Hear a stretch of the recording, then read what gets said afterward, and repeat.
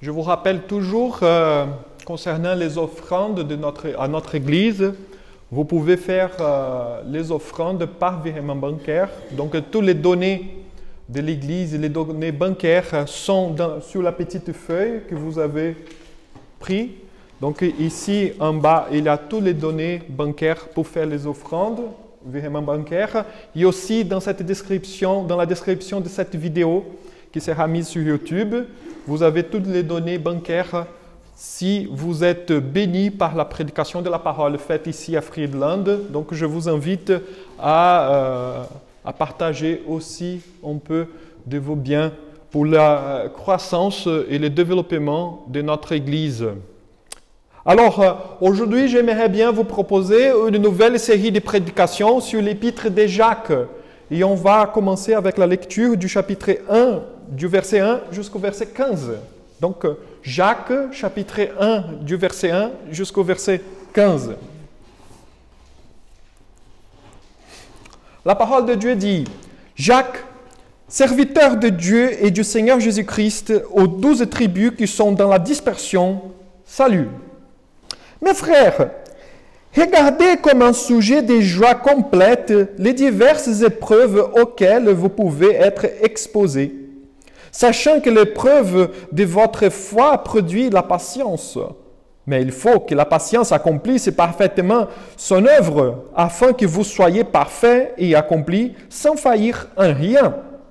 Si quelqu'un d'entre vous manque de sagesse, qu'il la demande à Dieu, qui donne à tous simplement et sans reproche, et elle lui sera donnée. Mais qu'il la demande avec foi, sans douter, car celui qui doute est semblable au flot de la mer, agité par les vents et poussé de côté et d'autre. Qu'un tel homme ne s'imagine pas qu'il recevra quelque chose du Seigneur. C'est un homme irrésolu, inconstant dans toutes ses voies.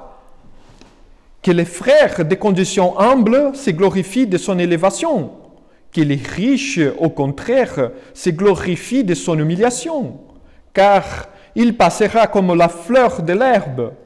Le soleil s'est levé avec sa chaleur ardente. Il a desséché l'herbe, sa fleur est tombée, et la beauté de son aspect a disparu. Ainsi, les riches se flétrira dans ses entreprises. Heureux l'homme qui supporte patiemment la tentation, car après avoir été éprouvé, il recevra la couronne de la vie, que le Seigneur a promise à ceux qui l'aiment, que personne, lorsqu'il est tenté, ne dise « C'est Dieu qui me tente », car Dieu ne peut être tenté par le mal, et il ne tente lui-même personne, mais chacun est tenté quand il est attiré et amorcé par sa propre convoitise. Puis, la convoitise, lorsqu'elle a conçu, enfante le péché. Et le péché, étant consommé, produit la mort. Jusqu'ici. Je vous invite à la prière. Seigneur, notre Dieu, notre Père, nous te rendons grâce, car tu nous nourris, tu prends soin de nous, à chaque instant de notre vie, surtout à ces moments du culte où tu nous accordes, tu nous donnes à manger à travers ta parole. Ta parole, Seigneur, elle nous rassasie plus qu'un morceau de pain ou qu'un bon repas, car ta parole nous donne l'essence de notre vie. C'est elle qui nous montre la bonne direction à suivre de telle manière que nous puissions, Seigneur, nous débarrasser du mal et vivre une vie pour ta gloire, où se trouve la vraie liberté. Notre Dieu, notre Père, nous te demandons humblement, sois avec nous. Aide-nous, Seigneur, à nous débarrasser de tous ceux qui nous assujettissent, afin que nous vivons, Seigneur, pour ta gloire seule.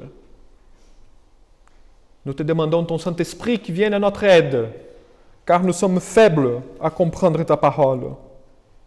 C'est au nom de Jésus, notre Seigneur et Sauveur, que nous prions. Amen. Amen. Comme je vous ai dit déjà, aujourd'hui je voudrais vous proposer une nouvelle série de prédications sur l'épître de Jacques. Bon, vous avez bien remarqué que les prophètes sont un peu lourds, sont bien compliqués. Donc, on vient pour le Nouveau Testament pour l'instant, avant de revenir pour l'Ancien Testament. Et cette série de prédications dont le thème sera « Qu'est-ce que votre vie? Qu'est-ce que notre vie ?» C'est une série de prédications pour nous aider à mieux comprendre notre vie elle-même. Tout d'un coup, elle peut sembler cette question très interpellante et directe, mais je voudrais vous assurer d'abord qu'il s'agit d'une question qui résume toute la lettre de Jacques. C'est cette question qui va donner la conduction, c'est le fil rouge de toute cette lettre. Qu'est-ce qu'est votre vie? C'est la question que Jacques lui-même va poser dans le chapitre 4, verset 14 au lecteur. Moi, particulièrement, j'ai simplement tiré de ces versets-là et j'ai mis en tant que thème de cette série. Alors, elle reflète les caractères de Jacques, les caractères de Jacques, la personnalité de Jacques, de l'apôtre Jacques.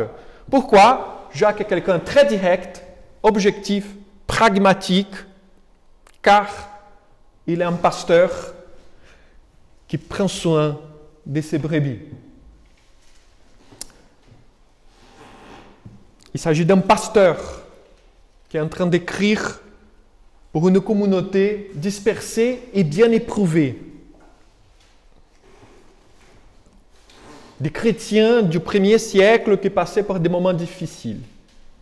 Mais là, je veux rentrer plus au long de cette prédication pour vous expliquer les contextes. Tout au long de cette série de prédications, j'ajouterai de petit à petit des éléments pour comprendre cette grosse communauté à qui Jacques s'adresse dans cette lettre. Alors, la première question, tout d'abord, c'est de comprendre, mais Jacques, qui est-il? Qui est Jacques? Donc, j'aimerais bien entamer cette prédication avec quelques éléments contextuels pour qu'on puisse comprendre un peu qui est Jacques et pourquoi il est en train d'écrire cette lettre. Ensuite, j'aimerais bien m'attaquer directement au texte qui parle justement de la question des épreuves de la vie, une prière et un sujet de prière inattendu qu'il propose. Deuxième lieu, que nous avons la condition de chacun dans la communauté. Et finalement, les tentations, comment on fait, quelle est la dynamique de la tentation dans notre vie chrétienne. Et ainsi, on pourra conclure cette prédication avec une réponse préalable pour cette question. Qu'est-ce que votre vie? D'abord, j'aimerais bien vous parler justement des éléments contextuels. Mais qui est Jacques? Jacques, l'auteur de cette lettre, est le frère de Jésus. Normalement, il y a certaines légendes qui courent encore dans les églises qui disent que Jésus n'avait pas de frères, il n'y avait que des cousins, mais ce Jacques-là est le frère de Jésus, comme Judas, l'auteur de l'épître, Judas, la dernière épître du Nouveau Testament. C'est les deux frères de Jésus. Jude. À côté de Paul et Pierre, Jacques est une des figures d'une importance capitale pour l'Église à l'époque. Paul les considérait comme un des piliers de l'Église chrétienne, Galates chapitre 2, verset 9. Avec Pierre et Jean, l'Église chrétienne à l'époque était tout autour, oui, il y avait les 12 apôtres, mais les trois principaux, si on pourrait dire comme ça, c'était Jean, Pierre et Jacques, les frères de Jésus. Il était le pasteur de l'église à Jérusalem, c'est-à-dire l'église la plus importante à l'époque. Il a joué un rôle très important pour les premières décisions prises lors de la première réunion du synode, en Actes des Apôtres, chapitre 15, du verset 13 jusqu'au verset 21. Jacques, c'était un grand leader de l'église à l'époque. Un pasteur d'une grosse église Vous vous rendez compte que à Jérusalem, il y avait, lors de la Pentecôte, Pierre, il prêche, il fait une prédication que 3000 personnes se sont converties. Donc, vous imaginez que l'Église chrétienne à l'époque a entamé avec 3000 personnes. Jacques était le pasteur de ces gens-là. Et dans sa lettre, si vous avez bien remarqué, il se présente d'une façon très rapide, d'une façon très simple, bien sûr, car il avait une certaine notoriété. Donc quand il parle, c'est Jacques, tout le monde sait qui Jacques, c'est qui c'est Jacques-là. Mais malgré cela, si vous avez remarqué, c'est qu'il s'appelle en tant que serviteur. Je suis un serviteur. Au contraire de toutes les personnes, au lieu de profiter de sa notoriété, de sa célébrité et du fait qu'il est le frère du Seigneur Jésus-Christ, parce que nous avons l'habitude, même aujourd'hui, je ne sais pas si vous avez déjà vu des autorités qui parlent, tu sais à qui tu parles? Jacques, il ne parle pas comme ça, il dit au contraire, je suis un serviteur, je suis là pour servir. Au lieu de profiter qu'il est le frère du Seigneur Jésus-Christ, du ressuscité, de celui qui est mort, il ne mentionne pas cela. Au contraire, il dit à la ouverture de la lettre, je suis serviteur de Dieu et de Jésus-Christ, du Seigneur Jésus-Christ. Il ne dit pas, je suis serviteur de mon frère. Non. Parce que Jésus-Christ, c'est un autre niveau maintenant. Il est ressuscité, il est le grand Seigneur. Il est le grand Sauveur. Moi, je suis un humble serviteur, tout simplement. Il préfère se placer au-dessous pour se servir. Sa lettre est adressée à plusieurs petites communautés de l'époque, des Juifs qui furent reconvertis par l'Évangile et qui se retrouvent hors d'Israël, c'est-à-dire dans la dispersion, la diaspora. Donc, ce sont les Juifs, des communautés juives, des petites communautés, bon, c'est chrétiennes, sont des chrétiens, mais d'origine juive, ils se sont convertis. Donc, ils se débarrassent du judaïsme, justement parce que juif est une religion. Et maintenant, ils embrassent le christianisme, la foi chrétienne. Ainsi, je vous invite à suivre les conseils de ces pasteurs à ces communautés afin d'apprendre comment nous pouvons nous reconnaître à la lumière de la parole de Dieu. Donc, cette série de prédications, il s'agit d'un parcours de la reconnaissance de notre identité en Jésus-Christ. Car c'est là le but de Jacques. Pour entamer cette démarche, on marche selon quelques thèmes, comme je vous ai déjà présenté. Et la question la plus intéressante à répondre à partir de maintenant, c'est pourquoi souffre-je si Dieu est souverain? Pourquoi souffre-je si Dieu est souverain? Et c'est pourquoi je vous invite à passer dans trois éléments dans cette prédication. Justement, c'est un sujet de prière inattendue que Jacques nous propose. Ensuite, la condition de chacun par rapport aux richesses et aussi finalement la dynamique de la tentation. Donc tout de suite, je vous passe pour les versets 2, du verset 2 au verset 8. Vous avez ma prédication, toutes les structures, elle est là. Si vous voulez, vous pouvez me suivre. Et donc, Jacques nous propose un sujet de prière inattendu. Pourquoi? Alors, on va le voir. Probablement, mes frères et sœurs, les communautés ces communautés que je viens de mentionner devraient vivre une situation de difficulté à l'époque. Ainsi, les personnes se posaient des questions. Comment vivre les expériences présentes à la lumière d'un Dieu souverain? Comment vivre dans ce monde si Dieu, il peut faire comme ça, pop, et tout changer? Dans les premiers paragraphes de sa lettre, Jacques répond d'emblée à la question en affirmant que les souffrances sont une occasion de joie. Jacques, il il va direct, il est pragmatiste. Il n'est pas comme moi, mais je tourne. Mais Jacques, non, il va directement. Les épreuves, il dit tout simplement, les souffrances, nos problèmes sont des occasions pour se réjouir. Mais comment ça, est-ce que Jacques est masochiste, sadique, quelque chose de pareil? Non, ce n'est pas le cas de l'apôtre Jacques. Pas du tout. Selon Jacques, l'épreuve en soi-même n'est pas le problème. Normalement, nous pensons que l'épreuve est le problème. Les difficultés que nous sommes en train de vivre est le problème. Mais pour Jacques, non, ce n'est pas le cas. Des épreuves, tout le monde en a. La question est comment se porter lorsque nous passons par une épreuve. Et l'apôtre Jacques nous dit qu'il faut se réjouir. Il dit dans le verset 2, « Mes frères, regardez comme un sujet de joie complète les diverses épreuves auxquelles vous pouvez être exposés. » Pourquoi l'épreuve donc est une raison de joie? Parce que l'épreuve est la source, mes frères et sœurs, pour développer la patience.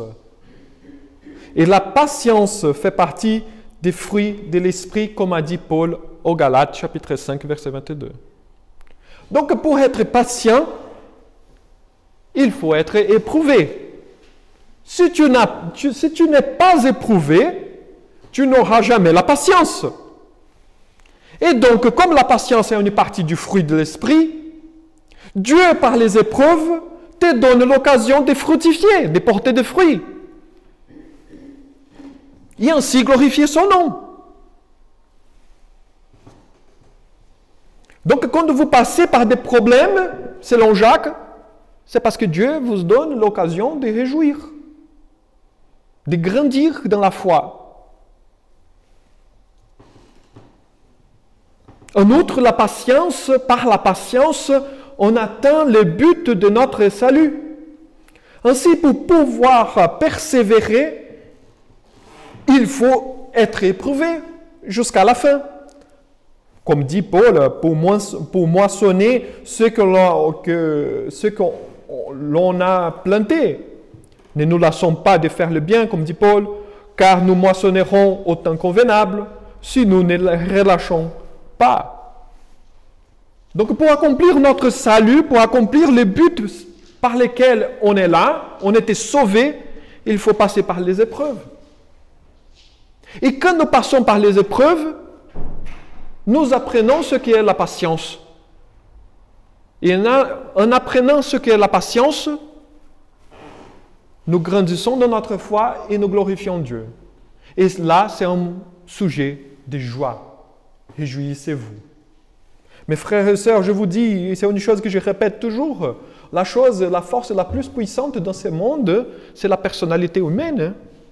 Par une personne seule, on peut changer toute l'histoire. Comme on a déjà vu tout au long de l'histoire, une seule personne a changé tout. La personnalité, elle est forgée toujours. Les gens ne sont pas nés avec une personnalité forte. Les personnalités sont forgées tout au long de la vie. Et non par des situations confortables, mais par des épreuves, par les difficultés. Et ce n'est pas au hasard que Dieu nous donne certaines épreuves dans notre vie afin que nous puissions grandir, être plus forts, afin de supporter des situations encore pires.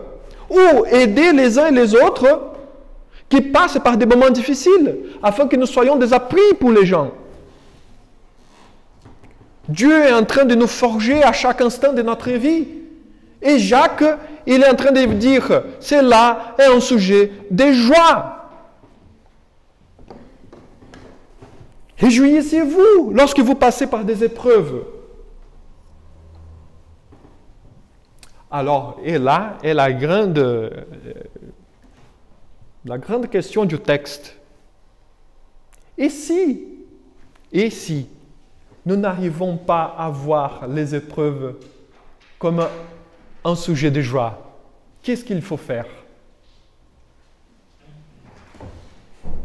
Si l'on n'arrive pas à voir une épreuve comme une raison de joie, le diagnostic de l'apôtre est qu'il y a un manque de sagesse de notre part. Il manque de sagesse dans votre vie. Pourtant, il faut prier pour demander à Dieu qu'il nous donne la sagesse, afin de trouver la joie au milieu de la souffrance. Si je n'arrive pas à voir que cette épreuve-là est pour mon bien, que je dois me réjouir au milieu de l'épreuve, c'est qu'il me manque de sagesse.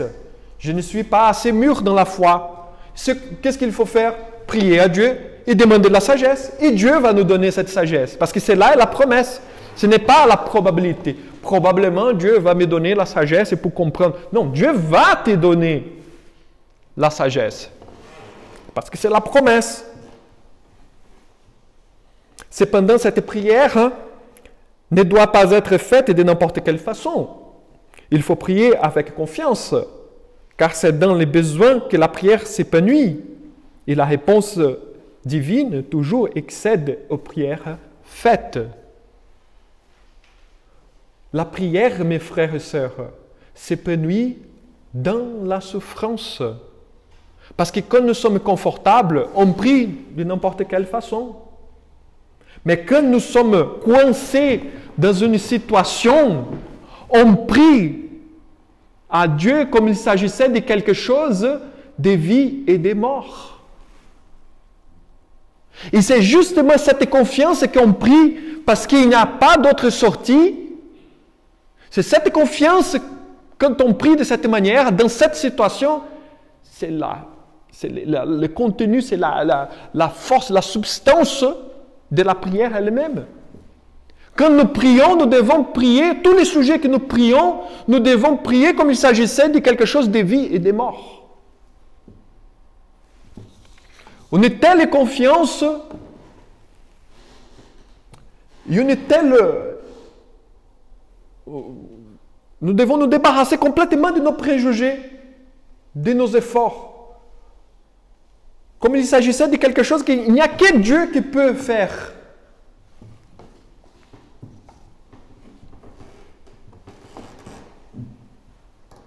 Qu'est-ce que c'est cette confiance? C'est d'avoir un cœur qui n'est pas partagé avec d'autres choses.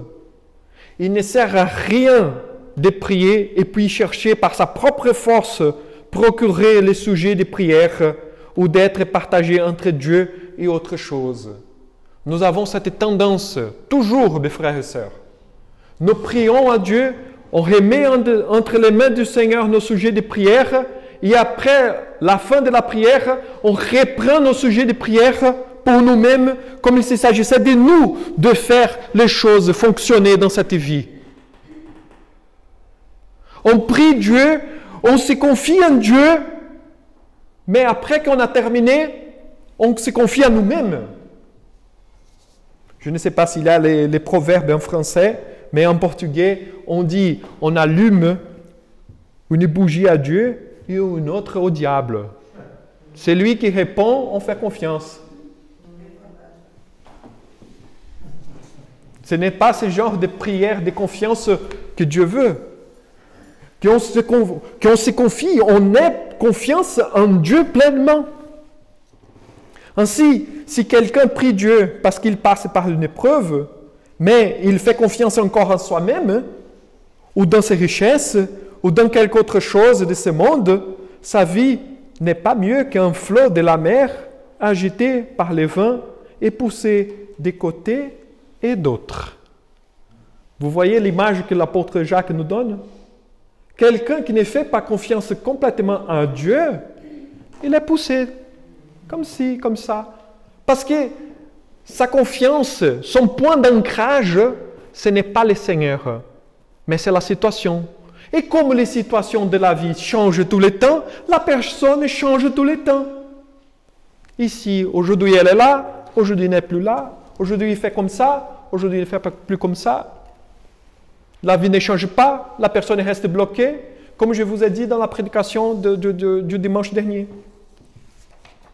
C'est pourquoi Jacques, il demande de prier Dieu pour cette sagesse. Retrouver au milieu des épreuves une raison de joie. Objectivement, selon Jacques, lorsque nous passons par des épreuves, nous devons avoir confiance en Dieu et non en nos forces, nos conditions, etc. Ne soyons pas orgueilleux, comme si nous n'avions besoin de personne. Cette attitude est la posture de tous ceux qui ne croient pas en Dieu, même s'ils s'appellent chrétiens. Nous sommes bien, les gens qui normalement vont régner la réalité des choses. Nous sommes bien, nous ne passons par des épreuves, toutes les choses marchent parfaitement dans notre vie, et dans les cas où nous avons des difficultés, nous allons nous débrouiller nous-mêmes. Comme si la vie dépendrait exclusivement de nous. Et Jacques est en train de nous dire non. À l'échelle personnelle, fonctionne comme ça. À l'échelle nationale, de la même manière. On va vacciner tout le monde, les problèmes causés par ce coronavirus seront complètement réglés, pas de souci, on va imprimer de l'argent et on va payer notre dette. Si vous avez besoin d'argent, pas de souci, on va vous donner l'argent. C'est tout réglé. Et non, on passe par des épreuves, c'est pour qu'on soit plus patient. En étant patient, nous rendons gloire à Dieu. Nous nous approchons de Dieu davantage. Nier les épreuves ou essayer de passer par les épreuves d'une façon superficielle, comme si rien n'était, c'est pire. C'est une posture superficielle qui ne touche pas le plus profond.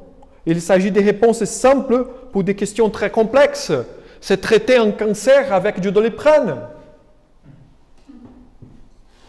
Alors, dans une autre perspective, et là c'est dur de dire, et là un peu contradictoire même, parce que c'est paradoxal ce que je veux dire. N'aimons pas les épreuves. Parce que nous pouvons avoir aussi la tendance d'aimer nos épreuves. C'est drôle de dire cela. Mais il y a des personnes qui aiment ces problèmes pour avoir quelque chose à râler, se plaindre ou à se victimiser. Les problèmes nous rendent uniques et nous aimons être les centres de l'attention. Donc, il y a des personnes qui s'attachent à ce problème et je veux rester dans cette épreuve pour toujours et à jamais. Non. Il y a un but, les épreuves de la vie. Il y a un mode de fonctionnement. Bref, la persévérance, et c'est le thème de cette prédication, la persévérance est issue de la patience qui provient de la joie d'être éprouvé. Cette manière de penser est la sagesse divine. Si l'on n'arrive pas à penser selon cette perspective, prions Dieu davantage qu'il nous donne sa sagesse. Car cela est la promesse, comme Jacques a dit. Il donne à tous simplement et sans reproche, et elle lui sera donnée. Verset 5. Sinon, nous n'arriverons jamais à avoir confiance en Dieu. Et n'ayant pas confiance en Dieu, nous sommes irrésolus, inconstants dans toutes ses voies. On ne sera pas dépressif lorsque les difficultés arrivent. On ne voudra jamais abandonner Dieu. On sera immunisé de l'incrédulité et de la tromperie de notre cœur, en gardant toujours nos yeux fixés sur l'auteur et le consommateur de notre foi, à savoir Jésus-Christ. Car si nous ne pensons pas que les épreuves sont une raison de joie, on tombe dans la frustration et dans la dépression comme ça. Parce que si le but de l'épreuve est l'épreuve en soi-même, à quoi sert? On est complètement bouleversé et on reste coincé, paralysé, tétanisé, accablé. Alors, mais si les épreuves sont sujets pour grandir dans la foi, je dois me réjouir car je suis en train de grandir dans la foi, là, je ne tombe pas dans l'incrédulité, ni dans la dépression, ni dans la frustration. ni dans une tristesse profonde. Au contraire, je passe, je vis. Je ne dis pas qu'il sera facile, qu'il n'y aura pas de douleur. Mais on a une espérance à l'avenir qui nous surpasse. Il nous fait marcher malgré toutes les choses qui se passent à ce moment-là. On avance. Et c'est là et le plus important. Deuxièmement, Jacques se tourne, si vous avez bien remarqué, du verset 9 jusqu'au verset 11, il se tourne vers la condition de chacun pour montrer la correcte perspective des choses. Jacques n'est pas contre les richesses ou les riches, si vous pouvez penser comme ça. Les richesses ne sont pas mauvaises en soi-même. Et ni toutes les personnes riches ont acquis leur richesse d'une façon frauduleuse. En effet, Jacques veut montrer que la fin de ceux qui sont puissants par ces richesses est terrible. Ce texte il est lié au précédent, il n'est pas fragmentaire. Il vaut mieux être pauvre, non parce qu'il y a une vertu dans la pauvreté, mais la précarité de la vie nous montre d'une façon plus persuasive notre dépendance de Dieu. Elle nous fait nous rendre compte que nous n'avons rien et Dieu n'est pas quelque chose de facultatif. C'est ça qui se passe parmi plusieurs personnes et surtout dans notre contexte d'aujourd'hui. Lorsqu'il y a des moments, des épreuves dans la vie, on devient amer et frustré. La dépression s'empare de nous car nous nous sentons blessés. Si nous sommes bien gardés par les conforts de notre vie. Alors, il s'agit d'une illusion créée par la richesse et le bien-être social lorsque Dieu est complètement dégagé de l'horizon de notre existence. Ainsi, être riche ou être pauvre, à la limite, ne veut rien dire si les deux sont éloignés de Dieu, car chacun, à sa manière, se vante de sa condition au lieu de chercher un Dieu leur appui. Vous avez déjà remarqué que les riches, quand on est bien confortable dans notre vie, on n'a pas besoin de Dieu, parce qu'on a toutes les choses dont nous avons besoin. Mais par d'autres sens aussi, c'est vrai. La pauvreté en soi-même, il y a des gens qui vont même se vanter parce qu'ils sont humbles, parce qu'ils sont pauvres. L'humiliation, être humble, la humilité peut être un sujet d'orgueil. Donc dans les deux sens, c'est le même problème.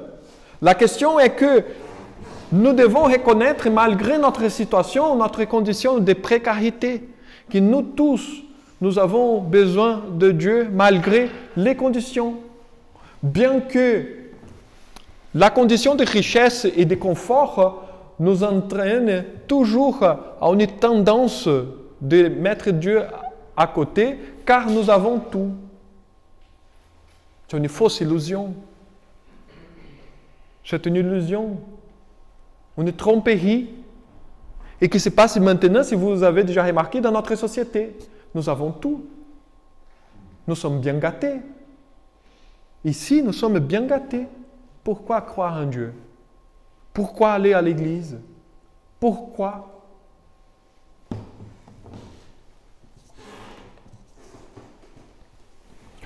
La condition de richesse et de bien-être sans Dieu nous donnera toujours cette illusion de ne pas avoir besoin de Dieu, car la richesse ou notre confort peut devenir une idole qui remplace Dieu. Nous nous identifions avec ce que nous adorons. C'est toujours comme ça. C'est dans cette perspective que nous arrivons à ce dernier point sur la persévérance. Pourquoi souffre-je si Dieu est souverain? Il rentre le problème de la tentation. Nous pouvons, à partir du verset 12 jusqu'au verset 15, déjà je me conduis vers la fin de cette prédication, la dynamique de la tentation, nous pouvons essayer de répondre à la question « Qu'est-ce qu'est notre vie ?» que j'ai posée toujours depuis le début de cette prédication, par plusieurs perspectives. Qu'est-ce qu'est notre vie? D'une façon biologique, d'une façon psychologique, d'une façon même économique. Nous pouvons donner des réponses. Les richesses et les conforts de la vie peuvent même nous définir.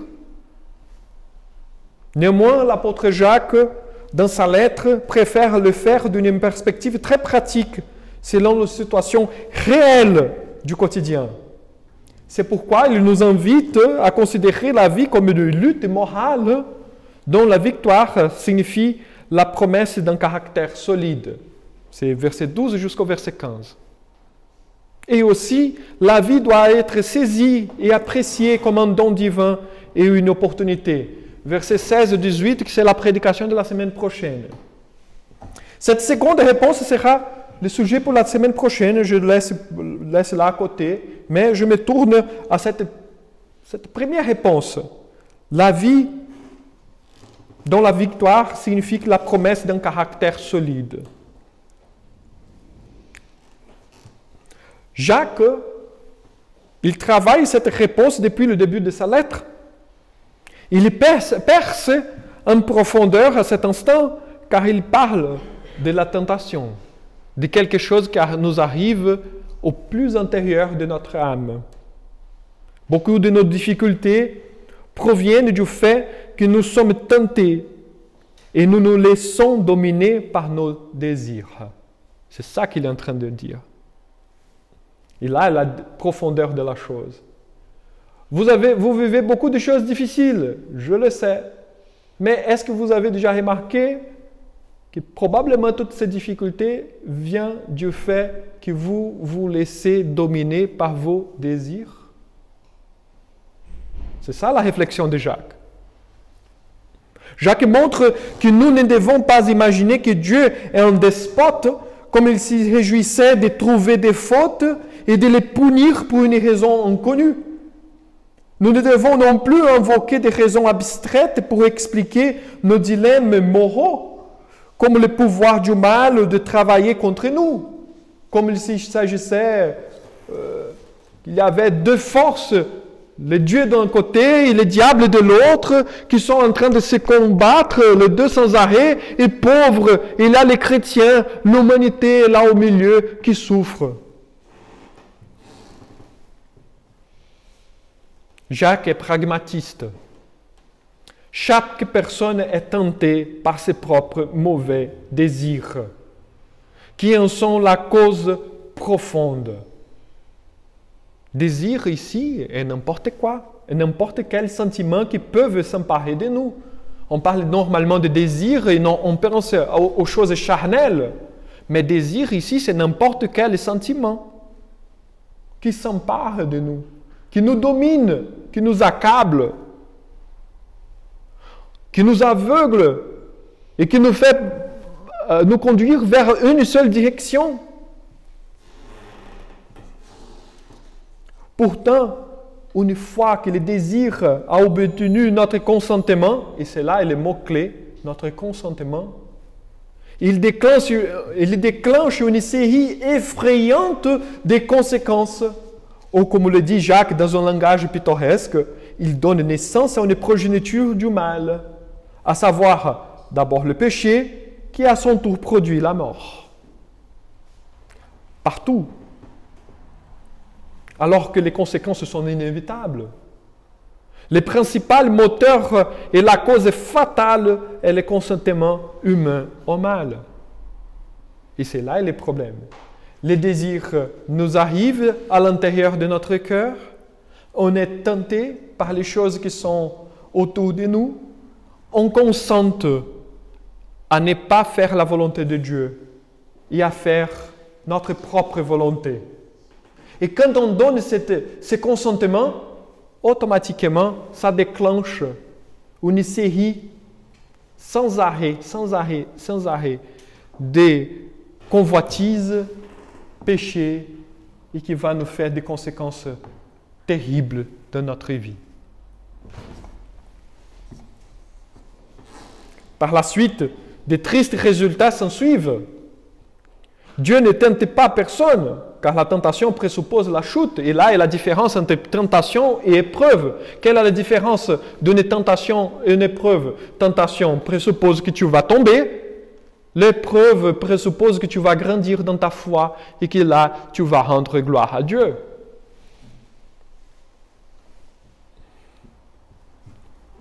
Donc, mes frères et sœurs, je vous invite à veiller sur notre cœur et les consentements que nous donnons au mal dans notre vie, lorsque nous nous laissons être dominés par des mauvais sentiments qui nous arrivent tout le temps dans notre journée.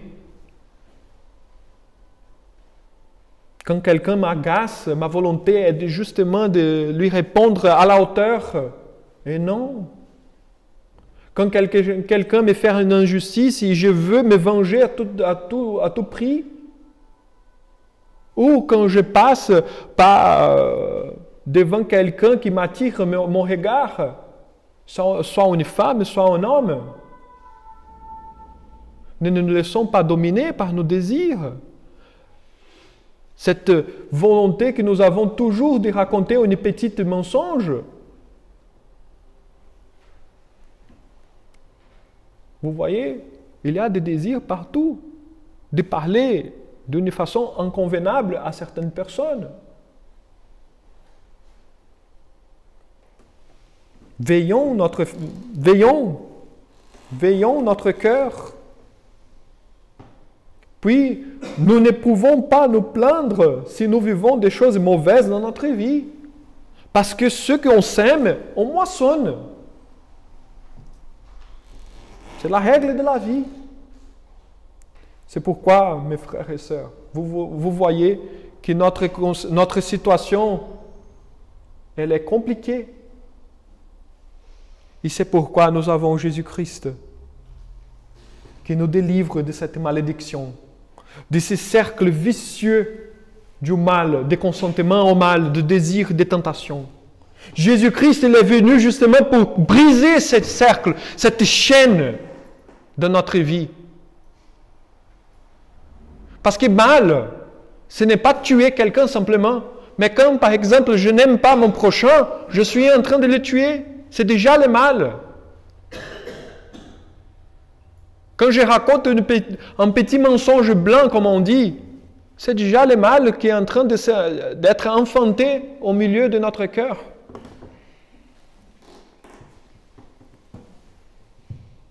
C'est Christ qui est venu justement briser cette chaîne maudite qui s'appelle péché et dans laquelle nous sommes entraînés très souvent. La paresse, la procrastination, comme on a parlé la semaine dernière. En guise de conclusion, qu'est-ce que notre vie? C'est la question qui résume la lettre de Jacques. Et par cette première prédication, nous pouvons dégager que notre vie est une vie marquée par les épreuves. Or, vivre ces épreuves en tant qu'une occasion de se réjouir est vivre selon la sagesse divine. Car par ces expériences, nous grandissons dans la patience et nous devenons ainsi plus persévérants encore en Jésus-Christ. Si nous n'avons pas cette perspective, il nous manque de la sagesse pour comprendre les plans de Dieu. Et ainsi, nous sommes interpellés à prier Dieu pour avoir cette sagesse afin de nous réjouir durant une épreuve. En outre, notre vie ne doit pas être notre condition sociale ou financière, car c'est une illusion de croire que les richesses peuvent nous donner une condition meilleure auprès de Dieu ou lors d'une épreuve. Nous avons, et c'est ça une tendance, mes frères et sœurs, c'est normal. Pourquoi il y a tellement de marques de luxe dans notre société? Parce que nous nous identifions avec ce genre de choses. On veut du luxe.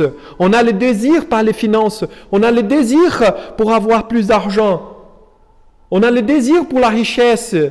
Parce que nous sommes complètement, nous sommes attirés par cette brille, par cette lumière, c'est luire des choses de ce monde. Nous nous sentons confortables avec des choses comme ça. Et c'est une illusion. Penser que les choses, en ayant les choses de ce monde,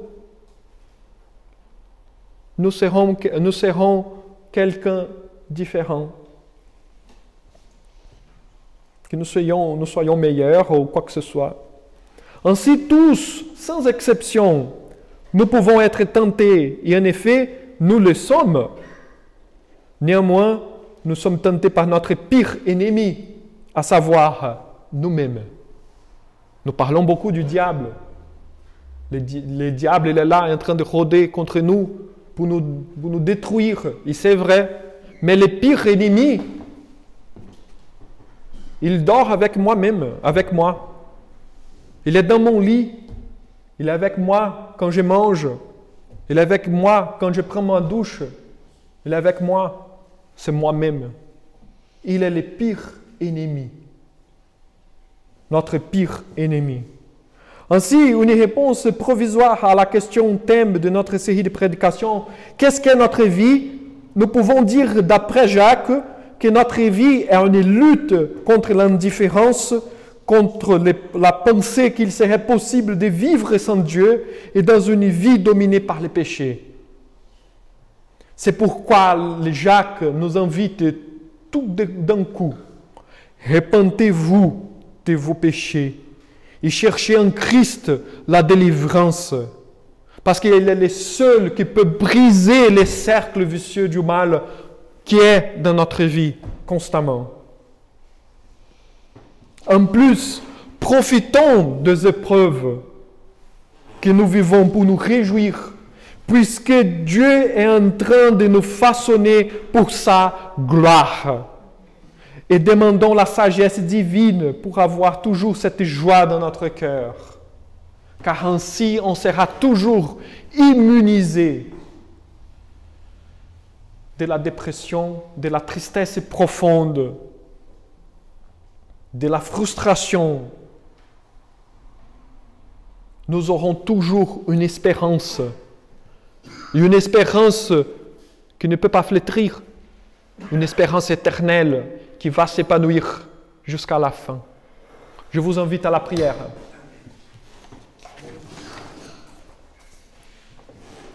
Notre Dieu, notre Père, nous te rendons grâce, car nous avons besoin de toi, Seigneur. Merci pour cette dépendance que nous pouvons avoir en toi seul, car tu es notre Créateur, tu es notre Seigneur et tu es notre Sauveur.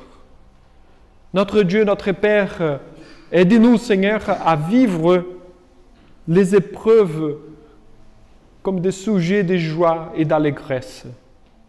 Seigneur, que nous puissions voir dans notre vie quotidienne ta providence, que dans les mauvais moments de notre vie, Seigneur, tu es en train de nous soutenir, de nous prendre par la main, de nous aider à grandir, pour te glorifier, Seigneur, et vivre une vie avec toi éternellement. Car tu ne nous donnes pas des espoirs mondains, tu nous donnes une espérance éternelle. Ce n'est pas une espérance politique, c'est une espérance existentielle d'être avec toi pour l'éternité. Seigneur, notre Dieu, notre Père, nous te demandons humblement, remplis-nous de ton Saint-Esprit, afin que nous puissions vivre, Seigneur, pour ta gloire, à chaque instant de notre vie. C'est au nom de Jésus, notre Seigneur et Sauveur, que nous prions. Amen.